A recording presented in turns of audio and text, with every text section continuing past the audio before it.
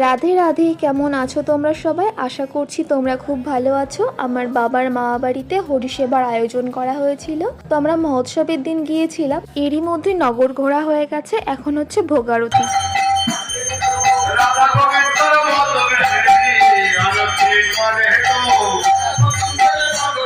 যার জন্য হরিসেবার আয়োজন করা হয়েছিল সেই দধিমঙ্গলটা ফাটালো। এরপরে আমরা বাড়ি চলে এসেছিলাম, আর মিশো থেকে কিছু ফুলের বীজ অর্ডার করেছিলাম, যেগুলো আজকে মাটিতে বসালাম, আর সাথে সাথে মাটিগুলোকেও রেডি করে রাখলাম পরের দিনের জন্য।